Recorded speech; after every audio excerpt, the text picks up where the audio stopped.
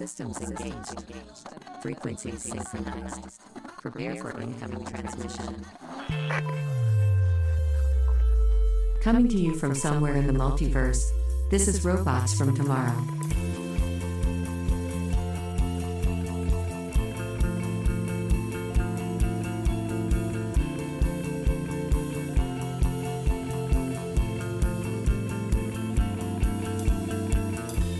This show is available on Apple Podcasts, Spotify, YouTube Music, and as always your podcatcher of choice. For the full archive featuring over 800 episodes of comics and comics-friendly content like interviews, book discussions, and freeform tomfoolery, please go to robotsfromtomorrow.net. Here is your host, Greg. Hello! Welcome to Robots from Tomorrow. My name is Greg. Thank you for joining us. Last week, I posted a remastered version of Mike and I chatting with cartoonist Jim Rugg back in the halcyon days of 2014. This was just as his comic Street Angel was getting its second chance to make a first impression as a deluxe collection at AdHouse Books. You don't have to listen to it to enjoy today's episode, but it is a wonderful companion piece you can find, along with all of our other episodes, over at robotsfromtomorrow.net. Tell your friends, tell your family, shout it from the rooftops or whisper it in the ears of people you're stuck in line with at the DMV. If you prefer having your fingers do the talking, you can sound off in the comments or the emails or the skeets or the tubes or whatever method you have available to you while you are liking, subscribing, rating, and reviewing the show wherever you partake of us. Doing that helps more people find out about what we have going on here in our little slice of the multiverse, and it would warm our little robot hearts ever so much if you would be so kind as to do so. Because, as it says on your screen, after almost 12 years and many off-air conversations at conventions across the land, Jim is back on the show officially to talk about what he has going on now. And boys and girls, let me just preface this by saying, it's a lot. He is a creative producer at VeeFriends. He's joined Power Pulp, a creator-first curated distributor helping self-publishers stay visible to comic shops in a post-diamond landscape. He's designing the upcoming, long-awaited collection of Steve Bissette's TYRANT comic from Lighthouse. He's written, in true Steve Bissette style, a monograph about one of his favorite comics of all time, Barry Windsor-Smith's Weapon X, for the good folks over at Bloomsbury Publishing. Kind of like their 33 1/3 series, but for a comic book. And he's just announced a new book that, as I'm recording this, I have not the faintest idea what it is or what it's about. That's just the last year or so, folks. I didn't even touch on any of the years since his last time on the show. All the other design work, variant covers, mini comics, full comics, zines, YouTubing. Hell, he even put out an all-encompassing look at Marvel's Jade Giant in Hulk Grand Design. The man, I'm breathless here. The man at the center of my bibliographic overload is Jim Rugg, and it's a real pleasure to have him back on the show to help me make sense of this wide world of comics, starting with his not insignificant place in it. Jim, welcome back, man. How you doing? Greg, that has to be the best intro I've ever heard. Oh, thank you so much. I am doing great, and it is great to be back. It's good to be talking to you with the microphones between us. This is awesome, because like you said, we have run into each other quite a bit over the years, so I'm glad to put some stuff down on the record. I can't believe it's been 12 years since we last recorded. It was July of 2014, so... Unbelievable. And, you know, I just listened to that episode again. Hopefully other folks have listened to it, dug it out of the archive, given it a polish, cut about half an hour of stuff that should have been cut beforehand, but not made any substantive changes to it. So we talk about Street Angel, we talk about the then upcoming Little Nemo book that went on to win you an Eisner. We talk about your design work, we talk about mini comics, we talk about lettering. It's really, really good. People should go check that out. But you are here now, the year 2026, and holy hell, you have got a list of stuff to talk about. I'm going to leave it to you to guide us through what 2026 looks like for Jim Rugg. What do you want to tell us about first? Let's jump right into the deep end with VeeFriends. I've taken on a full-time position with them as of last fall. Basically, making comics is the primary thing. I never expected to have this kind of an experience in comics. You know, I quit my last day job in 2007, and actually yesterday would be the anniversary of my last day at a day job from 2007. So, you know, that's a big date. The fact that I remember that day that I worked my last shift kind of tells you how significant that is. 19 years later, I still remember that. And I would joke and say I was semi-retired the way I was living, you know, as a freelance artist. And that is a joke. Knock on wood, I've been very lucky to have a lot of work over the years. But it's a very different existence, freelance, than actually, okay, I'm here, I'm putting in a certain amount of time, I'm expected to do something. You know, it's very different. And so I joined VeeFriends because DJ Kaufman, one of my longest friends in comics, I've known him for over 30 years, literally. And he has been working for VeeFriends Comics for a couple of years. And that started out as a web comic. Slowly, they transitioned into starting to make comic books last year. At some point, that was going well, and they wanted to expand and make more comics. And DJ was tasked with going out and finding somebody to bring on board to help, make more comics with them. I did not expect to take that job at all. But they were having what they call an offsite. And so VeeFriends is Gary Vaynerchuk's comics, intellectual properties, not even sure how to best describe it, but he has this big cast of characters that he invented 5 or 6 years ago, and he's done trading cards and different things. And he's starting to get into the storytelling phase with the comics part. So they have these retreats that are almost like an artist residency or something. Go rent an Airbnb, bring in the comics team, because there are several comic makers on staff, which is pretty awesome. And I thought, this will be great. Let me come to this creative retreat. It'll be really cool. We'll throw out ideas. We'll talk comics for a few days. This will be awesome. And it was. And I got along with everybody there, the other comics makers, Gary and his team. It was just a really awesome kind of getaway. But it was also awesome in the sense of, I've been making comics for over 25 years. And the majority of that is you turn your back to the world and sit at your drawing table for 8 or 10 hours a day. And it's a very isolated kind of activity. And it hasn't been as fun for me the last year or two making comics. Things have happened, and it wasn't as great sitting at that comic book table alone with my thoughts. So I found working with the VeeFriends guys that one week, I really liked that. I liked the back and forth with other cartoonists. It was a different group of people. I didn't know those people before that meeting. And I came out of there feeling really excited. There was a lot of creative, positive energy. There were ideas that I really liked that were talked about that I contributed to. It was just a positive experience. And I figured, why not? Why not do something different? Change is a fantastic thing for a creative person. And so that's what I did. I started working for VeeFriends in September, middle of September. And my primary time has been spent working on VeeFriends comics over this last 5 months. And it's finally bearing fruit. We just released VeeFriends number 11. That is a comic book that I wrote. It stars a character called Adventurous Astronaut and Adaptable Alien, which is pretty funny. Like, the first comic I write for them is an alien comic book. One of the last comics I made and self-published was Alien Disclosure. So it's already a topic I'm comfortable and excited about. But VeeFriends 11 turned out to be the first comic that I wrote for another artist to draw, which has been a fantastic, cool experience. Ben Perkins is the artist. He did a killer job. And one of the great things that he does are page layouts. Like, his page layouts are really, really good. They're very different than the way I build pages. So I sent him a script. We talked about it. He comes back with page layouts. Like, step one, right, is doing your thumbnails. And they were so magnificent compared to what was in the script, or how they were very different than how I would have envisioned it. And they looked great and turned out to be just a really cool experience. Working with another artist, we would meet each week, or he would turn in pages and I'd give notes back and forth. And I loved that. It was much more collaborative than anything I've done before. I ended up we do variant covers for each release. So I ended up doing the variant cover for this one, which is pretty cool. Like, the first issue that I really have my name on, I also have a variant cover on it. So that just released this week as we're talking. The next release I also wrote. So VeeFriends number 12, Mindful Minakawa. It's a kaiju comic. It's a monster comic. I hired Jeremy Heiler. He's kind of probably best known as an indie cartoonist. I've known him for a couple of years. He did some bootleg Batman comics. He's very, very good. And getting to work with him, it was overlapping with working with Ben Perkins. So, like, I'm going back and forth each week, like, getting pages in from these artists. They're like blowing my mind. Because again, it's just, when I'm writing it, I picture it a certain way. I've drawn, mostly everything I've written, I've drawn. So in my head, I'm like, I can make it work. Like, I understand, like, this would work as a panel, as a page. I understand it.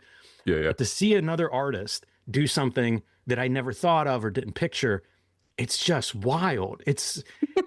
I was joking and saying, I understand how somebody like Bendis or one of these guys who maybe started out writing and drawing their own work and slowly transitions to writer, I can understand it, because it's kind of addictive to see your words turned into these great images. So that's been fun. That's been a really cool part of the journey. The next book after issue 12, issue 13, obviously, is called Farm Fights. And this one I wrote and drew. Yes, that's the genesis. That's the beginning. I made a mini comic for New York Comic Con. I was a guest at New York Comic Con this year. It was after I started at VeeFriends. They had a huge presence there. I wanted to do something. So I made like a Chick Track style Farm Fights mini comic and made videos showing the assembly. And then we just gave them away at New York Comic Con. And it was cool because a lot of the readers of VeeFriends comics, that's the first comic books they've ever read or bought or thought about. And it's so awesome to like, well, let me show you something handmade called a mini comic, you know? It's been a really, you know, it's another part of the experience is that interaction with the community that is not familiar with comics. And it's been really cool kind of hearing their feedback and being able to put comics in front of an audience that's very new to the form.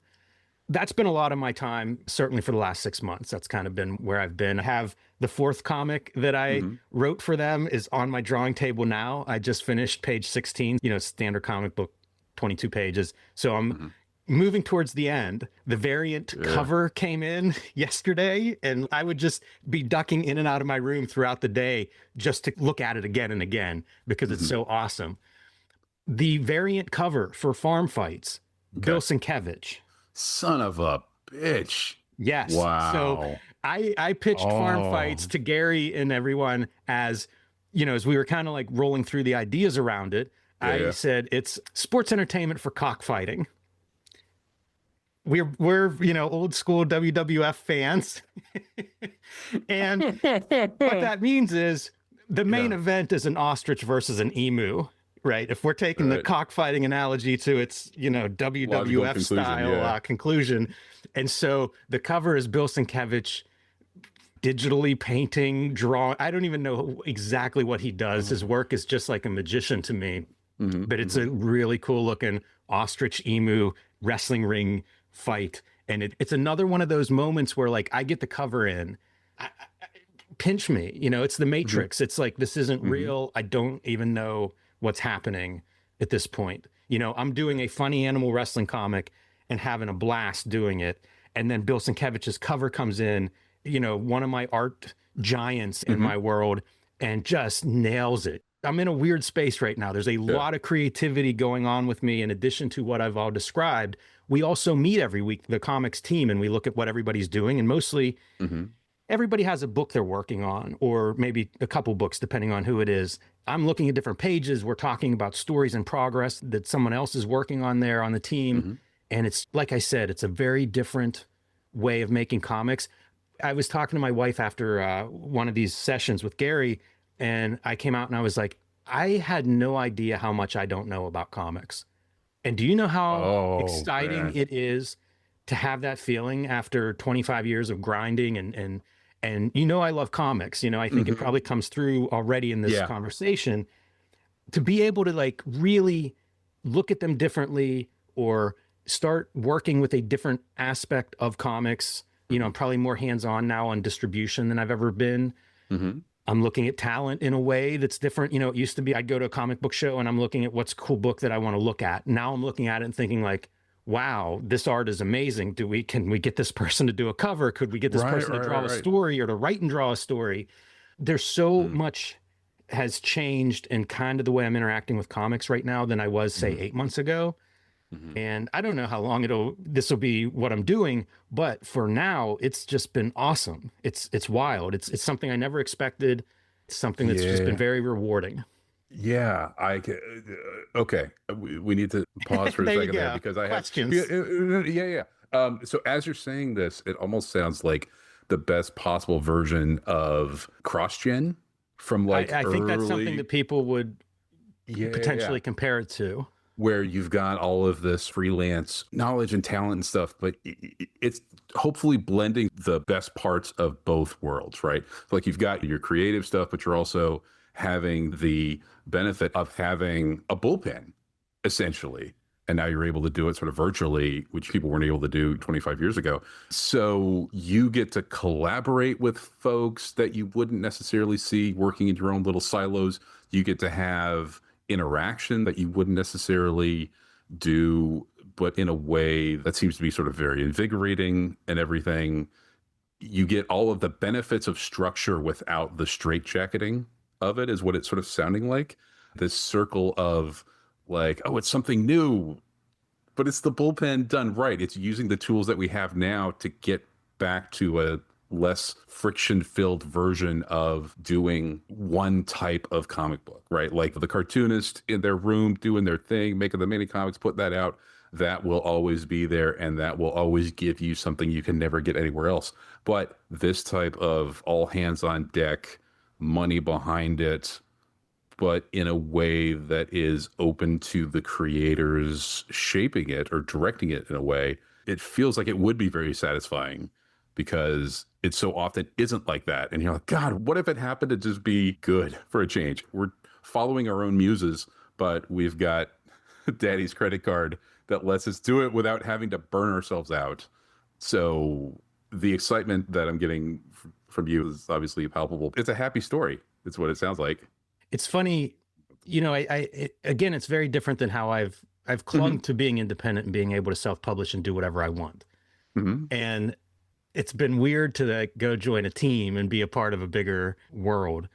But I'll tell you this, they have said no to nothing that I've asked for, proposed, come up with, so from a creative standpoint, and it extends into things like formats, like we're working on a new format right now that I'm super psyched for. There's just a lot of opportunity there to like show up and say, hey, I have this really cool idea. Let's do this. And so far they've been like, yeah, that sounds like a good idea. Let's do that. So, it's not as structured in certain ways as you might think, but in other ways it is, like we are putting out at this point 2 books a month, and those deadlines are very structured. It's printing. So you're scheduling time on a press months in advance, which means you need to hit those deadlines, so in one hand, we do have some very strong structure, but on the other hand, like from a creative standpoint, we're not bound by genre. If you look at the books that we've done so far, there are horror books and science fiction books and funny animal books and all ages books, and one's kind of surreal. The creativity part of it, it feels vast right now. And as long as that continues, I don't know what more I can ask for. It's really exciting to be able to show up and say, hey, I've got an idea for this character. Let's talk about this and see what you think. And then mostly being like, all right, go make that real. Yeah. The other part of this is more, I guess, personal for you. It's the writing a comic for somebody that you're not going to draw. Like that completely, you've put down the pen, you're at the typewriter, not the typewriter, the keyboard. I mean, typewriters have keyboards, but you're at the keyboard, you're, page 1, panel 1. What was that day like when you're like, oh man, it's go time? All right. Well, here, I'll tell you this. It was in the fall. It was probably about 75 degrees here. And I was sitting outside on my patio with my laptop writing. So it was a very good day. It's so funny. When I started, the first couple of weeks, I was mostly writing and I was doing it outside. It was beautiful fall weather here. I lived in Pittsburgh area. It was a beautiful fall couple of weeks.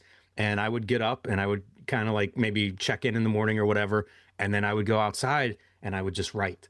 And it was fantastic. It was a lot of fun. I never know what someone expects. Like whenever I did the Hulk grand design at Marvel, I remember early on talking to the editor about that, about what are the expectations? What do you want to see from me as we kind of go through this? And I wasn't sure what the expectations were, VeeFriends, but the more I started just making comics, the more it was like, oh yeah, this part, I'm actually here to make comics. I know how to make comics. This is great. And I fell into it pretty quickly. It was very fun. As I started doing scripts, I kind of floated them through the office and everything. And everybody's like, great, keep going. And like I said, it did not take long to kind of like fall into that creative process. It was enjoyable. I like writing more than I used to. And so, I've developed different tools, processes. I do index cards to kind of like break down scenes and stuff like that. And I did the same stuff, working on these comics. So from a process standpoint, it was something that I've developed over 25 years that I like doing. And I just happen to apply it, it's work for hire. It's not different than if I were doing Batman or Spider-Man, because I don't own the characters. It is work for hire in that sense. But I am happy with my compensation and I'm happy with the actual experience. So Yeah, I fell into it pretty quickly. It was a beautiful day. It was several beautiful days, and it was a very enjoyable process to actually write a script, knowing I wasn't going to draw it, but also making it work sort of physically the way if I were drawing it, I could do this. I understand this, and I think this is going to tell the story clearly. And I'm just trying to literally picture a Jim Rugg script in front of me. Are you more on sort of the Alan Moore side of the thing, or are you more like the John Wagner of like, in terms of what you're giving the artist? And question to that. How much did you know about the artist before you wrote the script? How much of their work did you look at to be like, okay, this is what I'm aiming for. Like, this is the car I now need to drive. This is how fast it can go. This is how it handles corners. Talk about that a little bit. I did not know who the artist was going to be whenever I wrote the script. We found the artist after the script was done. We have files of artist samples that we've collected. And one of those artists was Ben Perkins, who ended up drawing the book. And it was a matter of, we've got the script. We kind of know what the script is. Let's look at his work. Oh, yeah. You know, this guy's done some sci-fi stuff. He's created cool vehicle designs, cool character designs, does action really well.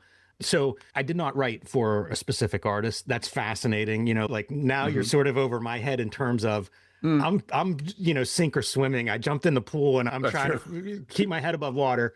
But it's fascinating to think about. You know, it's not something I'd really given any real thought to before. And now at this point, it's kind of like, I hope that I will find an artist where I'm like, man, I want to work with this person so bad. You know, what's the idea? What character fits?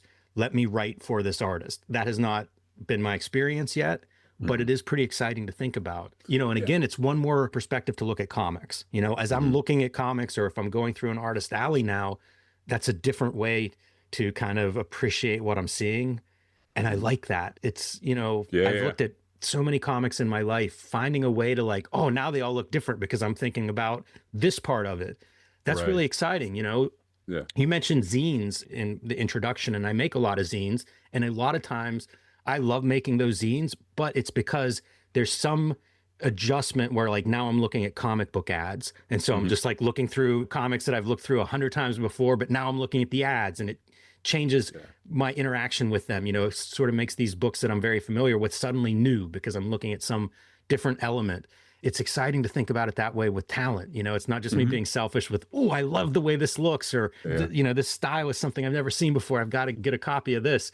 It's a little bit different now. So I like that. Like I said, I think it's good for the creative process. And I think that's one of the benefits of having the situation that you're in now with the structure of VeeFriends and the resources of VeeFriends, that will afford you the opportunity to be able to do this type of work, right? Like, they will keep having opportunities where if you see somebody's work that you want to work with, they can help make it happen better than if you were just doing it, you know, like a self-publisher.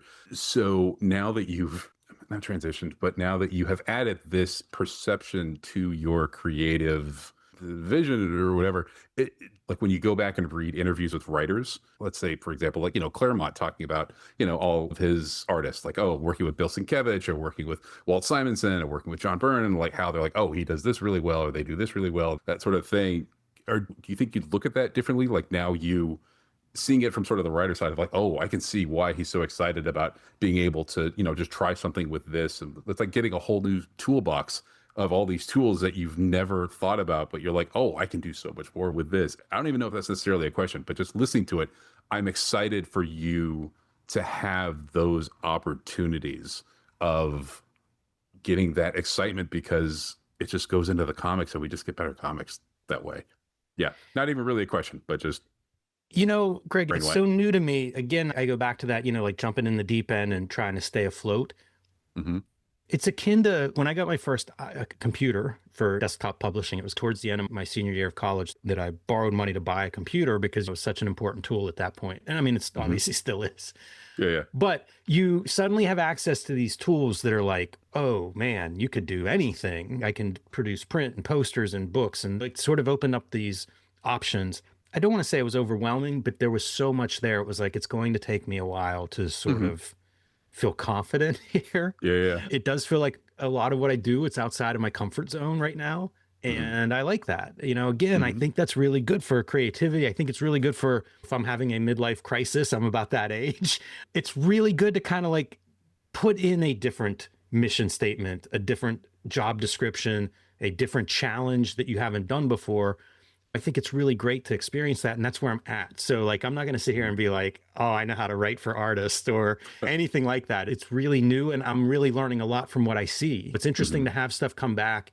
So we were mostly corresponding through text. Once we had an initial meeting or two, we kind of went over a script, go over thumbnails, and then we get off and running.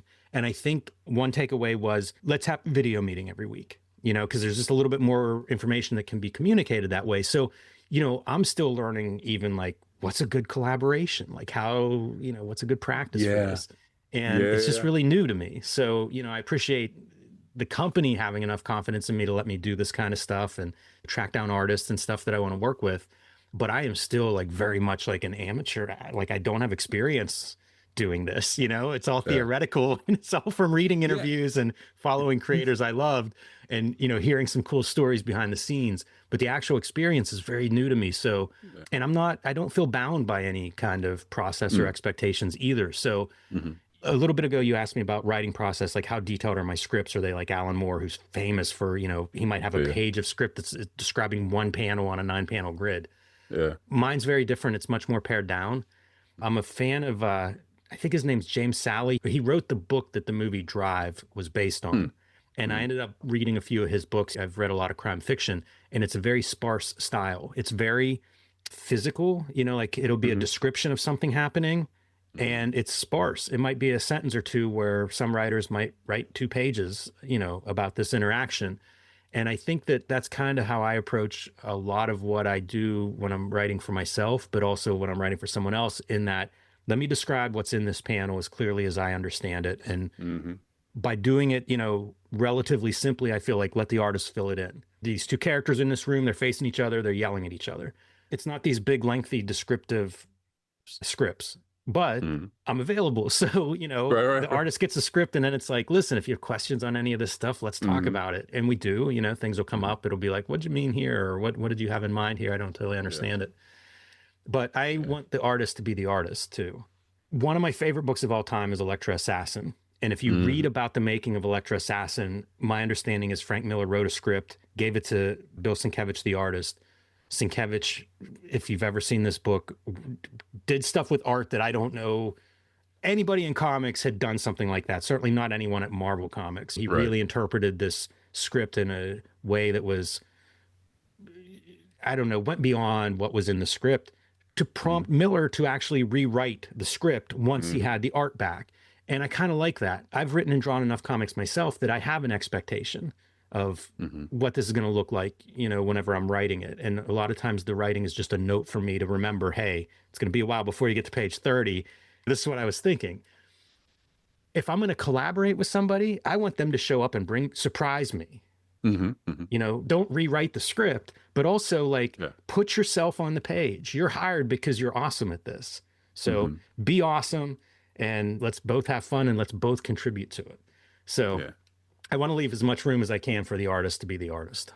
Yeah. Looking at your career, you have certainly touched on different aspects of comics, different corners of the comics landscape. And the fearlessness that you've done that with is still on display 25 or so years into your career. Thank you so much for saying that.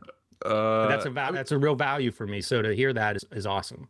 I mean, it's totally evident because you've got the cartooning down. You're a designer. You get into this historical preservation type of thing, and there's almost an innocence to your comics journey that you seem to be able to use to make everything that you do better because you're just open to so much stuff, but you know enough to be ready for when these opportunities present themselves. It feels like the VeeFriends opportunity is both a learning experience, like you're new, but you're bringing so much other comic stuff to it that it's almost like a Karate Kid sort of thing, right? Ralph Macchio has been, waxing cars and painting houses and painting fences and all this stuff. He's like, what am I doing? But then he gets into like, okay, now you need to use this in a karate context. And he just, he's blocking punches and he's doing all of this sort of stuff. Like the tools are there.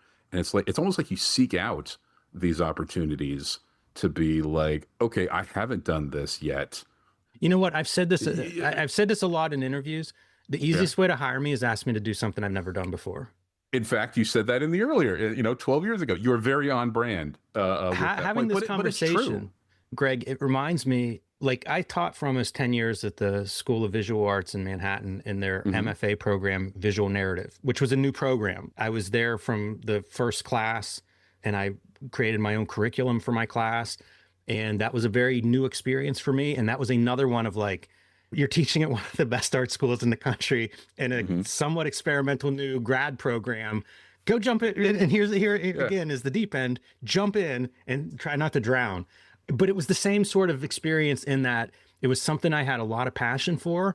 I think I had a lot of knowledge for, but it was totally new actually at putting that stuff together and then bringing in a class and having that was collaborative. When I taught there, I had a class in the fall and a class in the spring. It was the same students. So I basically would spend a year with this class of students. And there were very close relationships. These are people that I was meeting with on a weekly basis who were working in many different directions at once.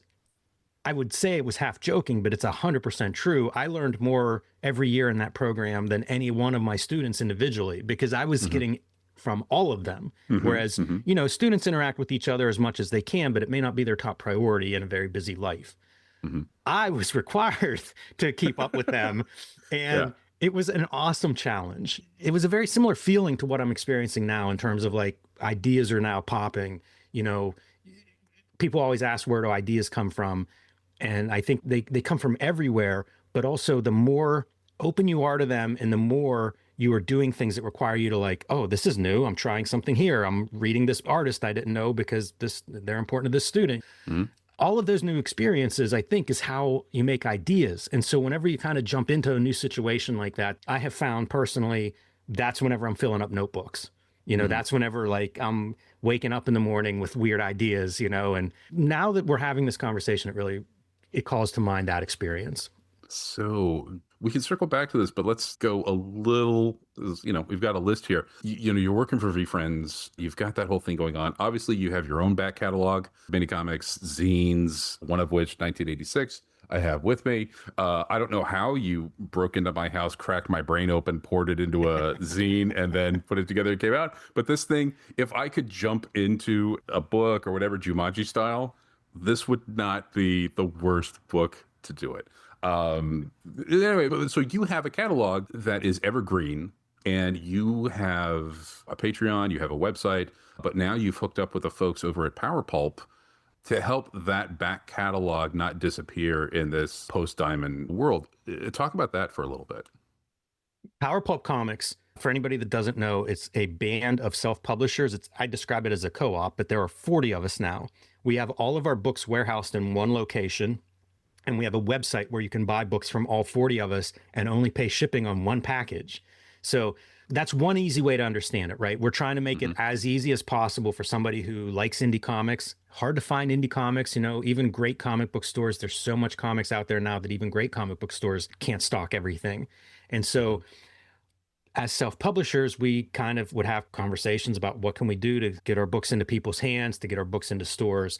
And this is what we came up with. Power Pulp Comics is basically a distribution model. So we do sell to individuals. If you're a reader, a collector, a fan, powerpulpcomics.com, show up. There's a ton of great cartoonists there and a wide variety of books. If you can't find a couple of books there that interest you, you're probably not interested in comics. But we also do wholesale pricing to retailers from the same website. And so we wholesale at 50% off, which is very comparable. It's what you expect from a distributor, I think. And orders of $200, we ship free. So we do outreach to stores. We're trying to work with stores and retailers and make it easy for them to broaden your selection a little bit more. I think that's something that has happened steadily as long as I've been in comics. Whenever I first was a fan, it was Marvel and DC. And you cut now to 35 years from the beginning of my fandom. And we have comics for everybody. We have a huge wide range of publishers, subject matter, all ages material, whatever. There's so much comics now compared to what was available whenever I started reading. And Power Pulp Comics is an evolution of that. It's taking advantage of the technologies that we have from production, where we can make books that look better than some of Marvel and DC's books, to the ability to actually distribute those to people in whatever manner suits those people. And if it's a comics retailer, hey, we're here, we can do it. We can do it as well as Lunar, we can do it as well as Diamond. Give us a chance. Like I say, maybe you're a fan of indie comics and you might not even have a comic book shop. You know, there's a lot of comic book store deserts in around the world. Well, we've got you covered too, because, you know, you can buy one copy of whatever book you want from us too. And it's just us trying to get our work seen and that it makes sense. You know, in the case of comic book stores, we're partnering with them, right? That's essentially what the relationship is between a publisher and a retailer. So it's an interesting time in comics, Greg. Maybe it always has been, but I just feel like we have so many tools at our disposal that just did not exist 20, 25 years ago, from the ability to digitally prepare these files and have great color separations to the ability to work with printers all over the world and find production that we want and that flatters our work and kind of makes the best book possible, to distribution now, whether it's live sales, crowdfunding, buying directly. I just named 3 of probably the biggest outlets for comic sales. None of those existed 15 or 20 years ago. You know, and now they're probably some of the biggest channels. I remember seeing Kickstarter, I think it was 2023, did something like $38 billion. It was more than Marvel and DC had done in the book market. So like to bookstores and library sales. And again, this did not exist literally 20 years ago. So you have to keep up with that part too. If you want to do this professionally, you sort of have to keep up with that and figure out the distribution. And historically, distribution, you know, that 1986 scene is really built on the direct market. That's when the direct market passes newsstand as the distribution model. And you have to do some of that, but it also allows a lot of creative freedom. When the direct market shows up, now we're not doing returnable books. That meant you knew exactly what your print run needed to be. You didn't have to take chances. You know, like in the past, print runs with newsstands, you might print twice as many books as you sold, which means you need to sell 200,000 copies in order to be profitable, because you're also destroying 150,000 copies. Once the direct market shows up and you have advanced orders, it's suddenly, oh, we had 18,000 orders for Love and Rockets. Well, let's print 20,000 so we can refill a couple if they come up, and let's go. And it meant that the comics no longer had to appeal to this broad base audience. They suddenly could be more personal, more specific, more targeted at whatever subculture or whatever the readers were looking for. If they wanted a more literary book, now we could produce that. It didn't have to be sold next to Batman on the newsstands. And that distribution changed the content of comics. And that's where we're at again. You know, like the distribution that's available now is just, it's incredible. You mentioned Tyrant at the top of the show. Tyrant was published by Stephen Bissette, self-published by him in the mid-90s. At the time, there were maybe 18 distributors. And so a self-publisher could be getting a little bit from here and a little bit from there, and they could make it work through these multiple distribution models that were available, even though those models were basically just comic book distributors to stores. But it's still, there was enough variety there and enough coverage that you could make that work as a small publisher. That stuff famously goes away. All those distributors, except for Diamond, collapse in the late 90s. And at that point, Steve Bissette walks away from self-publishing because the model no longer worked when there was one distribution channel. Cut to today, and we have, like I said, crowdfunding, live sales. You can buy it from my website. Traditional comics distributors, you know, like Lunar, Penguin Random House. You know, there are all these models. There's print on demand, you know, that a lot of people will do, where it's like, I don't even have to take a risk now of printing 1,000 books or a couple thousand books and then having to ship them myself. You can do print on demand that is fulfilled, and I never touch anything except I get a receipt, you know, of like, okay, you sold a book, you get, you know, $1.50 or something. So like, if distribution was so important in the 90s that it allowed the spirits of independence, the guys like Steve Bissette and Jeff Smith and Colleen Doran, people like that, to succeed self-publishing, our distribution now is, we have many more choices now than we've ever had in the history of comics. What that means is you can be a self-publisher now in ways that the past never dreamt of. And Power Pulp Comics is one of those examples. That's why I'm really excited to be with those guys. It's funny when you think of, I'm doing work for hire comics on one hand, and I'm doing indie self-published comics on the other hand. They're very broad, but comics are comics for me. You know, when I say comics, I mean newspaper comics, I mean manga, I mean comic books, graphic novels, web comics. Like, comics are sort of this art form. And then the actual format that you choose to put the comics in, that's a different conversation, but that's what we are now. We have choices. You know, we have one self-publisher has choices that you probably wouldn't have if you were a top artist at Marvel in 1982. Yeah. And now you can be the first time bookmaker and have more choices than, you know, Frank Miller had whenever he was doing Daredevil. Yeah. Oh, crazy. It's just amazing. Yeah. That covered so much. Thanks to you, I've got an interview lined up with a couple of the Power Pulp guys. So we will get back to that a little later on in the show schedule, so we can move on to some of this other stuff. But yeah, Power Pulp, great idea. It's exciting stuff. We're sticking a pin in that. We will come back. You know what, Greg? Let me plug one more piece sure. on Power Pulp.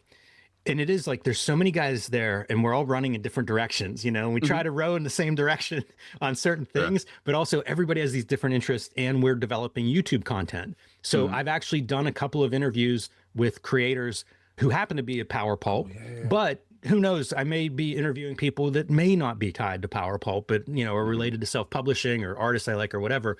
But it's been really fun getting back to talking to artists. You know, I haven't done that for a while. And the first two people that I've talked to are Joshua Stewart and John Kelly. John Kelly does Dummy Zine. He's a recent addition to Power Pulp Comics. I think Dummy Zine is one of the best comics related publications I've ever seen. It's phenomenal. It's so exciting that he's on the same website. Yeah, I feel honored to be on the same website as him. Joshua Stewart's a different story altogether. He did a comic book in 1984. Oh man, I thought I had it sitting. It's Leo Derek in the Heart of Danger. James Coburn looking guy. Yes. That's reductive or whatever, but you look at it, it's like our man Flint sort of. Yes, that's exactly it. Yeah. Okay. So he and his brothers make this comic book. It's magazine size. It's like 100 pages. It's a graphic novel, and it's like men's adventure, like a men's paperback adventure series. I found out about the comic. I found the comic after months of searching for a copy. Love it. It's beautiful. It's amazing. I tracked down the artist and he was super cool. We ended up talking for an hour. We recorded that. And that's one of the interviews that is on Power Pulp Comics. He also had a lot of these Leo Derek comics still left. And I was like, I think we could sell some of these. You guys self-published them. It fits our model. Let's put these on the Power Pulp Comics website and see how it goes. And it's done great. The comic is really cool. It may have been ahead of its time. Joshua and his brothers were very creative, ended up going into music and making movies, and they only made this one comic book, but man, it's a doozy. So it was awesome to find it. If you follow me, you know this is kind of the stuff that I love, finding these things that's like my new favorite comic. Who knew that it had been around for 40 years? But, you know, it's new to me. Finding this stuff and sharing this stuff. And Joshua Stewart had such a great story, you know, of how he and his brothers made this comic. They're from Utah, so they're making this comic in the 80s. It's remarkable to me as a self-publisher because these guys were doing it before all of this technology made it easy, or before there was YouTube with videos telling you how to make comics. Like they figured it out on their own and made something beautiful. So, you know, being able to engage with those stories is also really exciting. So if you're watching this or you've watched my videos in the past and you're missing them, there are a couple new ones on Power Pulp Comics YouTube channel. I'm also making videos and talking to artists on VeeFriends as well on their YouTube channel. So I've enjoyed that part, you know, getting back into kind of like really just talking to artists I love. You know what I mean? It's a fun way to talk comics.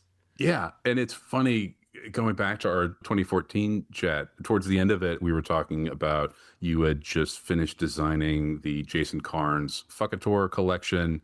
You and Mike were going back and forth on that.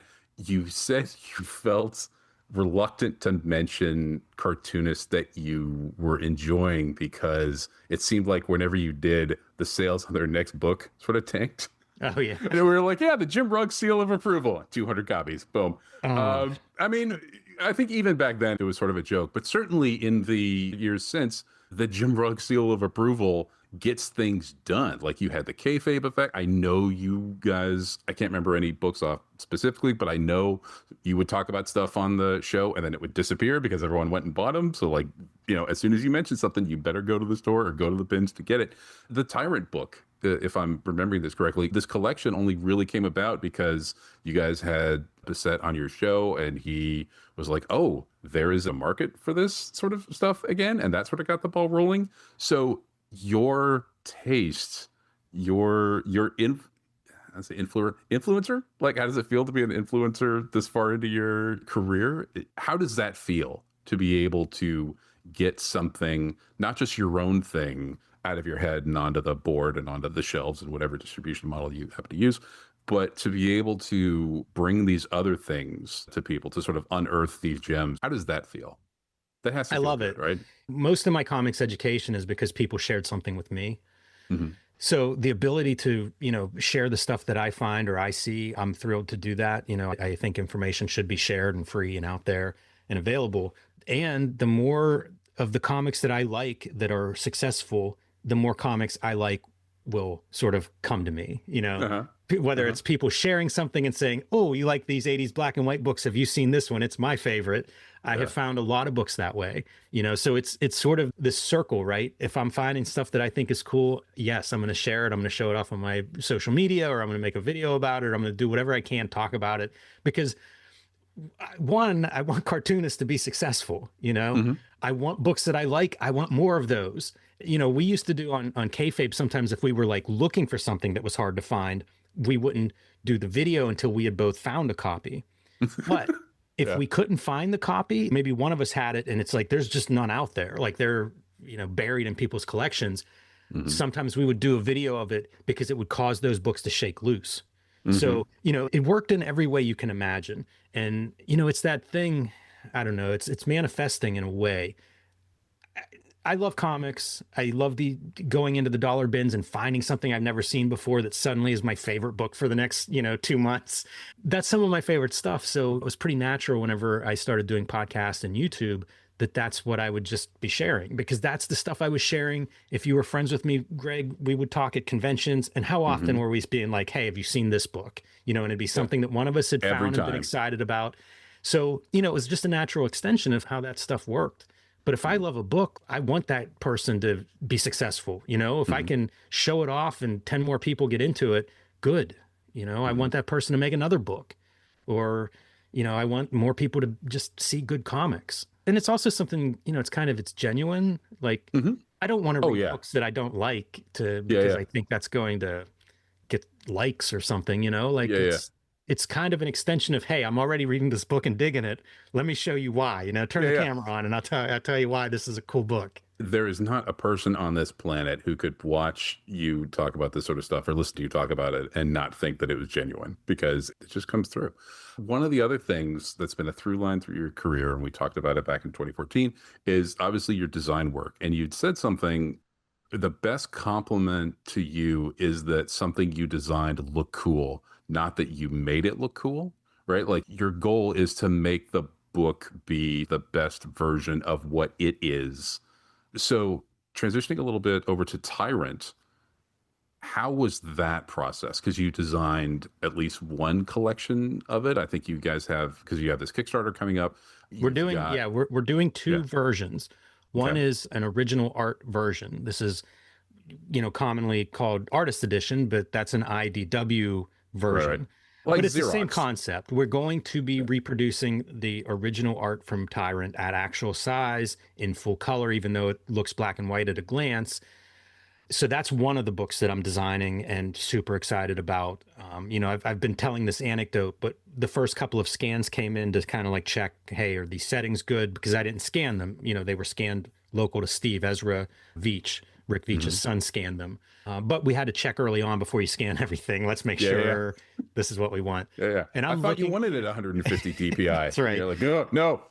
So I'm blowing this thing up. I have a giant monitor. I'm looking at these panels that I had copied as a kid and stared at and worn out copies of the book. And now I'm able to blow them up, to the point of one panel is 3 feet wide or something. I'm looking at it.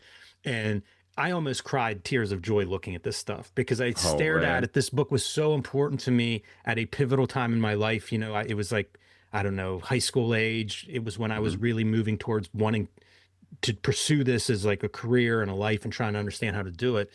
And that was the book that spoke to me the most in that time frame. So I stared at this stuff on the printed newsprint, yellowed page, to look at the originals in this hyper detailed way. It just was overwhelming to me seeing this stuff. So that's one of the additions. And, we brought in Sean Michael Robinson, publisher of Living the Line. He crossed my radar when he was doing some Dave Sim work for Strange Death of Alex Raymond. Yeah. And he shared some of that material, including reproductions of like Sim's pencils and stuff like that.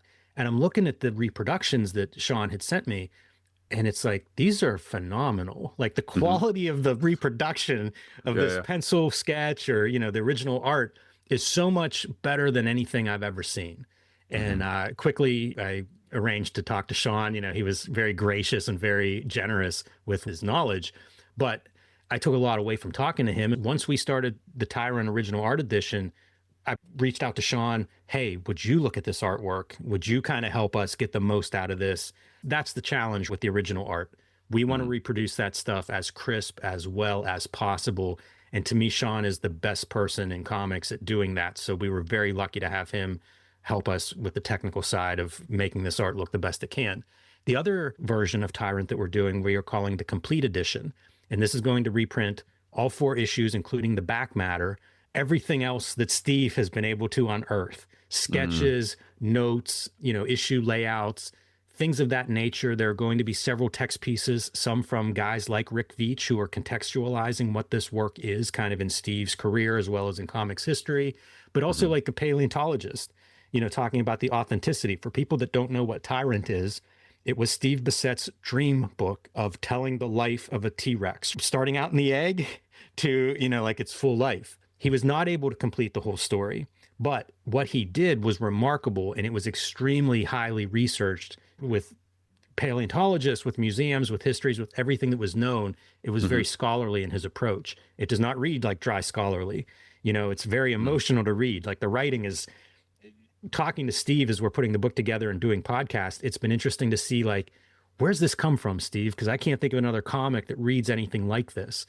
So we're basically trying to make a definitive version of Tyrant with the Complete Edition. So those are the 2 volumes that we are putting together for this Kickstarter. Working with Steve, how hands-on was he in terms of getting the information and putting it together? But for that Complete Edition, was he like, I'm handing it off to you? I mean, obviously he trusts you, but what was his level of involvement in the book at this point? Because it is such a personal thing for him. What was it like working with him? I guess is what I love Steve. It's been great working with him. I've admired him since before Tyrant. I admired his work just purely as a fan. When I started making comics, I would send him my comics, and he was one of the few pros who actually took time and wrote very thoughtful letter back to me. When he was teaching at CCS, I went up to a guest lecture and got to spend time with Steve. He was teaching there for 15 years. I just think the world of the guy and his work. So it's been awesome being able to help on this project. As you said, him trusting me to like, okay, here's the artwork, here's the text that I have, here are all these pieces. But he's been pretty hands-off in terms of the design. We're not doing anything without his approval. It's not like we're going to run this and he's going to see it for the first time when it comes back in print. But it hasn't been a case of like him being over my shoulder saying, do this other font or something. So it's been great. It's been a very positive experience. It's been a chance to, it's great to spend time with Steve. It's funny because I feel like I've spent a lot of time with this work. I've interviewed him. I know him. I've spent time with him. I know this story. And yet we go on podcast and I'll come away being like, that was 20 minutes on the connection between the book and where he was and his family at that point. I think every conversation we've had, I've come away being like, wow, you blew my mind a little bit with this one, Steve, or that's all new to me. So that part's been a bit of an unexpected reward that has come out of this experience. I just want to make those books the best they possibly can be to honor both Steve and his creation, Tyrant. Yeah. It's got to be an extra thrill to be able to work with any of the creators of that generation where you're working with them as a peer and to have them interact with you and trust you in a way that's not like, oh, this is a well-meaning fan or whatever. Like Steve is coming to you as a designer. And it's got to feel validating in a way. I envy the validation that you feel when you're like, okay, Steve, who knows his stuff, he is super sharp. He is not going to let anything go that isn't super awesome. And he's like, okay, here's my baby. Jim, please take care of it. You're just like, oh, wow. Yeah, that's got to feel great. It is awesome. It really is awesome.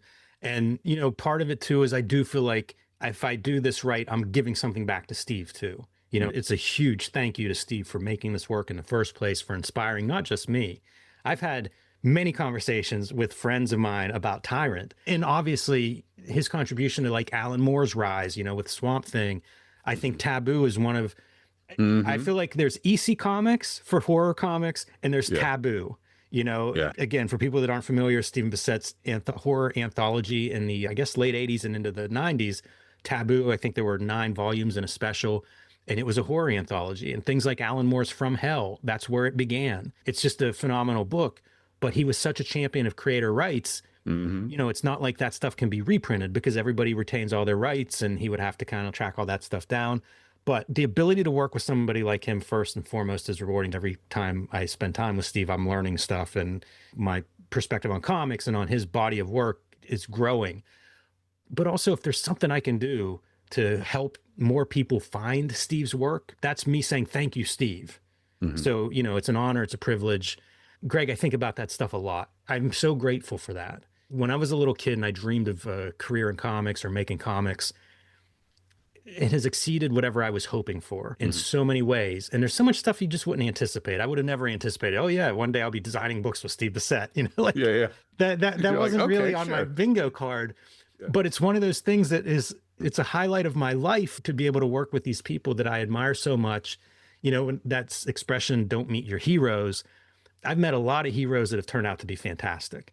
And Steve is at the top of that list. One of the main things I like about Steve, obviously his art, but the historian part of him, right? Like how, I'm sort of articulate. I mean, it is sort of articulate for an artist, which is not even a backhanded compliment. That's almost an insult, but I mean it in like the best way possible.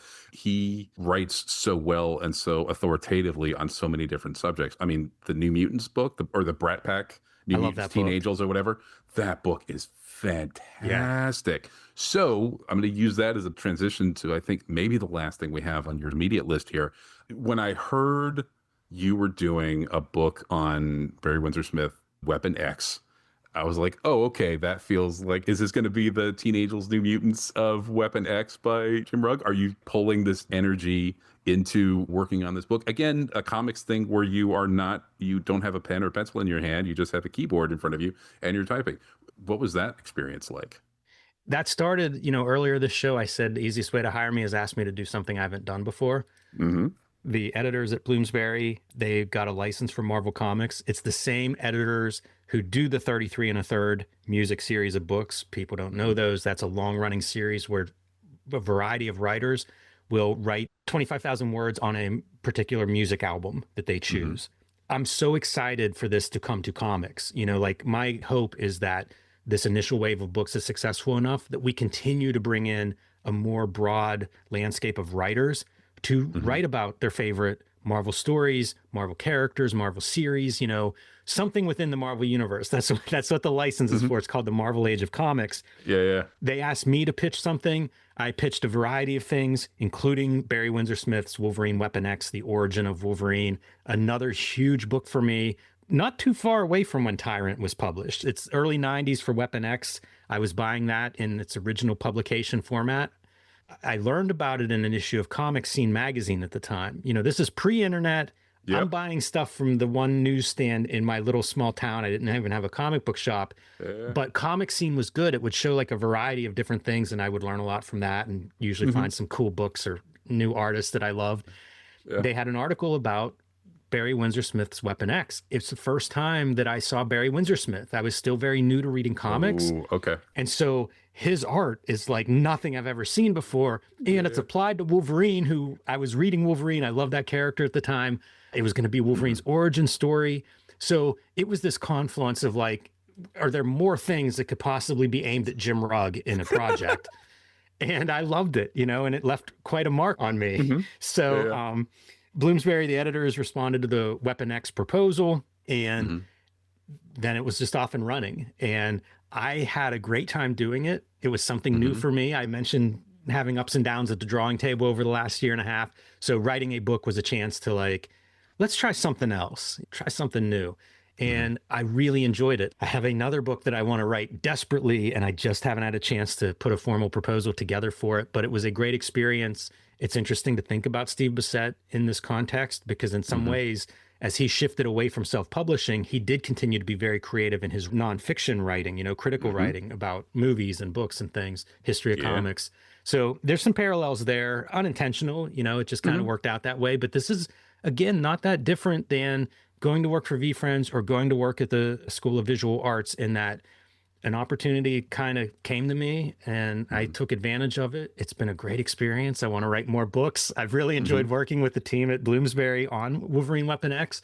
And again, another way for me to appreciate a comic that I thought, you know what, I've probably wrung all the pleasure out of Weapon X I'm going to get, staring at it over 30 years and thinking about it. I did kayfabe episodes about it. But no, there was a lot left there. Like once I started digging into that material again and going through all the Barry Windsor-Smith interviews I could about it, I talked to Terry Kavanaugh, the editor at Marvel Comics Presents, when Weapon X was created. Yeah, it's, just one more fun adventure in comics land. And I'm excited for people to read it and see it and get some feedback on how that lands. Yeah, I know exactly the comic scene issue you're talking about. I have a copy of it bound in one of my books, because Comic Scene was a really influential magazine for me growing up, being not only about comics, but coming from the Starlog people. So it was in color, nice, glossy-ish type of magazine you could get everywhere. So moving around as a kid, I could get it in Texas, I could get it in Florida, I could get it in North Carolina, whatever. Yeah, that was one of the first issues that I got, and that Weapon X stuff just looked great. Oh, I can tell one more piece about the Weapon X book. Oh, yes, good. Because again, this was a great experience, but I don't know, man, there might be 100 illustrations reproduced in the book, in the context. And it's funny, I actually approved the last edit this week, or at least as far as I'm concerned. Everything that we've gone through this editorial process and corrections and everything, proofing, and I believe it is ready now. But I was even moving images around where it's like, I need this image to be below this line of text, because I want you to read this text first and then see the image. And for the images, Marvel has their digital files. So a lot of the images are sourced from Marvel's digital archives. So you get kind of like that flat, very saturated color. Yeah. But I asked them, I was like, let me also scan the original printing, because I talk about lettering and color, parts of the story, parts of the process. It's 12 chapters plus a prologue, which mirrors the original serialization of the story, which was a prologue and 12 chapters. But I wanted to show this artwork in this variety of ways that it's been printed, because I talk about the history of the editions of Weapon X and the editions that have yet to be made that I have notes on. This is how I think this should be done whenever you guys finally put together the artist edition of this. And so there are quite a few of the illustrations are actually scanned from the original newsprint sources to kind of illustrate how his coloring technique worked with the printing at the time. There's also a couple of original art pages in there, which came from the most recent, I think they called it a gallery edition, but it had like 18 original art pages in the back.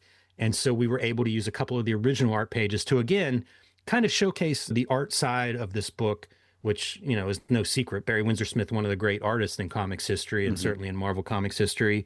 But I wanted to really show that, because this is one of those books that has a production history that I think is a part of its legacy, and that I think it was a book that was criticized, different editions, for coloring and reproduction. And Marvel listened and made changes to subsequent collections and reproductions. So some of that is touched on, as well as things like themes of the book, MK Ultra, the setting. It's really interesting in that it's set in the 60s. So it's kind of like when the Marvel Universe is being made in its Silver Age, Fantastic Four and Spider-Man, Wolverine is also becoming Wolverine. It's sort of a retcon, right? Because we're reading the origin in the 90s, but the actual setting is in that 60s time period. So it was interesting going through all of that and thinking about the stuff Barry Windsor-Smith may have been exposed to, because I talk about ties to like MK Ultra. And origins define these superhero characters, right? So what did Wolverine go through in his origin that left him a berserker, rage-filled killer that his mutant healing factor trauma that was so great as mutant healing factor couldn't erase? So it was fun, man. There's a lot of angles to look at. This is why I'm excited for people to see it, because I think that work is a really rich work in Marvel's history. again, maybe the conversations around that book sell a few more copies or sell the book to some new people. And I have been surprised with a couple of conversations of younger comic readers, like a generation younger than me, who love Barry Windsor-Smith's Weapon X. And, they're 28 and it's like, huh, all right, that's cool. It's awesome that this works. It's kind of stands the test of time. I compare it to guys like Kubrick and Kirby. And I think in both of those cases, those artists would tell these stories that were almost like, this will work better in 20 years. As society and culture catches up to some of these forward thinkers, I think the work actually can get better with age. And I think Weapon X is one of those works. There's a lot of themes in it that I'm like, in 1991, it was conspiracy theories would barely register with people. And now I feel like, wow, some of this stuff is like more relevant now than it's ever been in my life. Yeah, I didn't think you could make me want to read your book more, and yet you somehow did. So thank you for that. Weapon X, yeah, there is a depth to it. And because, Barry, I'm going to call him Barry, has so much on display, not just with the story and the art, but the color and the lettering, like having the lettering at different colors, because there's so much lettering, because he's usually having 2 or 3 people talk on a page where it's just Wolverine and you have to figure out who's talking from the captions, but the captions are all like Robert Altman overlapping dialogue, and you're like, there are comics that hold your hand, there are comics that don't hold your hand. This comic like punches you in the face, shoves you into this room, and is like, deal with it, fanboy. Right. And you're like, yes, this is great. Oh God, it's so good, and I can't wait to read this book and then talk to you about it, because oh man, it's going to be great. Okay, home stretch here. Wait, I already asked you that question. So you've got this analytical side of your work, you've got this creative side of your work, and you've probably already touched on this. How do you think one of those informs the other? Well, I feel like I've learned recently how much I don't know about comics. So that analytical, curious side, it's all information that goes back into my own practice, so the more I find some thread that intrigues me, the more likely I am to come away from that experience as I unravel that thread and learn about a new artist or a new format or some piece of history I didn't know before. It usually will find its way into something I'm doing, whether that's actual technique or process on the page or in the comics that I'm making, or maybe it's an article that I end up writing. I do this stuff and then I come away, my takeaway is like, okay, I can do this. I can write about comics. I can make a book on Kickstarter. I can design something, whatever it is. And so I have an article in the upcoming Comics, the magazine. The first issue of that is coming out probably about the time of this interview. And I have an article in there about the history of comic fanzines and comic magazines. You build on what you do. So as that magazine was coming together, I knew some of the guys that are doing it. They're people that I like, people I've worked with in some cases, friends of mine in some cases. And as I was seeing it come together, I just pitched them articles because I was like, I'd love to contribute to this. I'm excited for a new magazine about comics. You mentioned Comic Scene, Greg. It was huge to me. I don't know that we have very many comics magazines. I certainly don't think we have enough. So, a new magazine about comics coming along, I'm excited for. And when I'm excited for this stuff, what can I do? How can I be a part of it? How can I help it be successful or whatever? And so, like I said, I pitched them some ideas for articles and they bid on one. And so that's a chance for me to then, again, go into the archives, go study this a little bit, go fill in the gaps that you have so that you can put this article together. And I think mostly it also feeds the passion. Whenever I need a break from drawing, it's not necessarily a break from comics. It might literally just be, I need to get up and go in a different room. And maybe that means I'll do some research on this article I'm writing, or I'll read Comic Book Makers by Joe Simon. I just read last week for the first time. Oh, so whatever the itch is, comics can scratch it, at least for me. And it's fun to kind of like move around. I've read a lot about writing process, and a lot of writers I know will have 2 works going on at the same time because it allows them to sort of like, okay, let me go over here and change my brain around a little bit and not think about this, but also still be productive. I don't know if that's something that's happened organically or if that's something that's really good for creativity or what, but I tend to do that. I tend to have several things happening at any given time. The challenge is not to have too many things happening at a given time, and sometimes it does get out of hand, but that variety allows me to continue to be excited about what I'm doing, even if some project maybe needs to sit for a little bit of time. And they do inform each other. It's weird how that works. But again, this is what writers a lot of times will talk about is doing not just two different projects or a couple different projects, but projects that are also very different from each other, so that my brain is worn out on this idea. I need to do something totally different. And it turns out totally different is still writing or still in the creative field, but it's a different subject. It's a different approach. It's a different something. Yeah. As we're closing this off, in my notes, I have this idea that every time I look at your career and every time I think about your career, you seem to be getting closer and closer to being the Martin Scorsese of comics. And I say that because, if you look at what he's done, obviously film director, fiction, nonfiction, he's done a bunch of documentaries. He's into like film preservation, right? He has all that. And then the history of the form. There's like Martin Scorsese's personal journey through American movies and then like all these sort of things. So he is a guy who is so film, but it's all about film. It doesn't matter sort of what direction he's going in. Martin Scorsese like is film, but it goes in all of these different directions and you can't pin down. You're like, oh, Martin Scorsese, gangster movies. He also made Age of Innocence, right? He also made Kundun. He also made the George Harrison documentary. He made King of Comedy.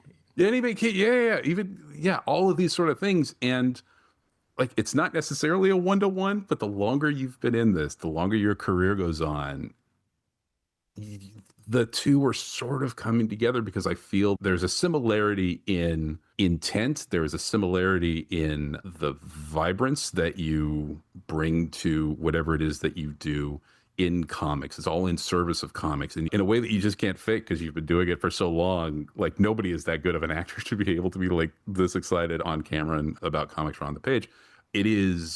It's invigorating to talk to you about comics, to hear what you have going on because you're always so passionate about it.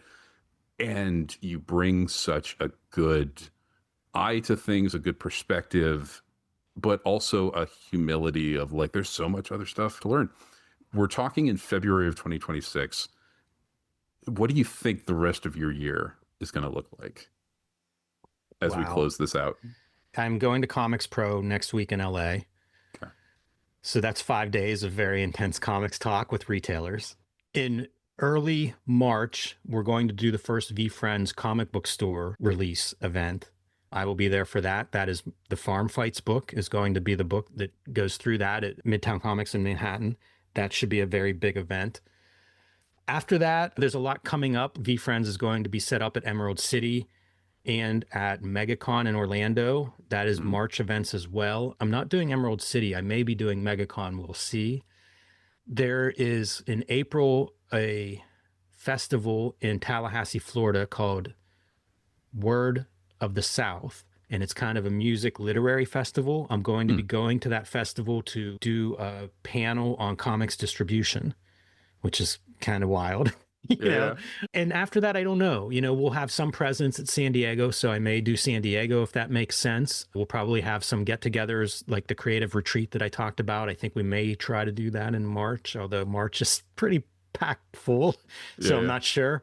After the TYRANT Kickstarter, I have a zine that I want to make, and I have a Kickstarter that I want to do. So if this year goes according to plans, it'll see me do my second Kickstarter. The first one was the Blacklight comic, Octobriana 1976, I did in 2020.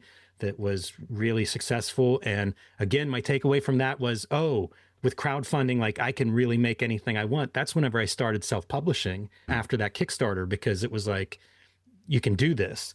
And I've been meaning to get back to Kickstarter since 2020. I finally have a book that I think is a really good fit for a crowdfunder. So I'm hoping to get to that in late spring, early summer. And beyond that, it's hard to say. I will be making comics. I do have a follow-up to Weapon X that I desperately want to write. So maybe I'll be able to get that up and running this year as well. And I turned down a design job this week that was really good, and I regret turning down. I have a couple of more design jobs on the books after TYRANT. So maybe I'll have another couple design books coming out before the end of the year, or at least being prepped and like pre-orders and stuff like promoted before the end of the year. So I don't know. Last year I did 15 comic book shows. Usually I do about 3. And this year I thought about not doing any, just taking a year off. I probably won't do that, but it'll probably be a less aggressive schedule. There are some really great shows. The IC3 shows, the Independent Comics Creator oh man, I forget what the initials all stand for. They've run it twice in Connecticut the last 2 years. I attended the second one. It was fantastic. And they have partnered with comic art fans. Mm. Comic art fans bought IC3, and now they've expanded it where they're going to be running several shows under that banner at various cities. I like the guys behind that. I think they're really smart, and I think that's going to be a really cool convention edition throughout this year. So I hope to participate in a couple of those just because I think it's one of those things that it caught my attention and I went, I like the way this looks. Let me be part of it, you know? So Yeah. I'll be around. I'll be staying busy. I'll probably be staying around comics. And Greg, I've been doing a live YouTube channel with VeeFriends every Thursday at noon. I think we're going to keep up that schedule. It's called Making Comics Now. It's centered around the VeeFriends books that we're making, but that involves bringing in artists. You know, we've had guest artists on probably more than half of the episodes. I recorded a piece just yesterday with Attack Peter. You might know Attack Peter. He makes these kaiju woodblock relief prints. They're unbelievable. Wow. Beautiful stuff. Like he's done several Godzilla collaborations on these prints, even to the point that they made a toy based on his version of Godzilla. He did the Pabst Blue Ribbon and Godzilla collaboration. I was fortunate. We tagged him to do a cover and he nailed it. He did an amazing cover for VeeFriends 12, but I just had a chance to talk to him yesterday in a pre-record. So that'll be coming up. Probably by the time this is up, it'll be about the same time that it'll be on Making Comics Now. But, you know, I am trying to get out there and talk comics and talk to artists I like and keep that part up too. So there may be more of that. I went to a comic book shop yesterday, came away with some books. Looking at them last night, I was like, I have to do a video on these books. So, you know, whatever sort of claws its way to the top of my to-do list that I'm most excited about and actually can fit in the schedule, you know, I'm sure there'll be some surprises this year. Yeah, we talk about the grind, and it's like whatever the opposite of the grind is, the grind schedule, but in a way that's invigorating and not downgrading. It seems like you've tapped into that. I just keep coming back to invigorating. Like it's wonderful to talk comics with you. It's wonderful to hear you talk comics. I promise it will not be another 12 years before we have you back on the show officially. Jim, thanks so much for taking the time to talk with us about comics and what you have going on, because it all sounds fantastic. My pleasure, Greg. And thank you for being very good at what you do, because I appreciate talking comics with you and coming on your podcast. So I appreciate where you're coming from, and I thank you for having me.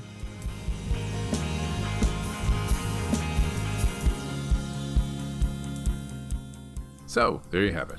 Until we meet again, my name is Greg. Stay safe, enjoy those funny books, and we'll catch you next time.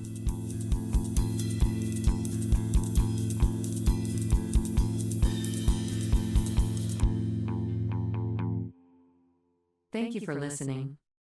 Systems disengaged.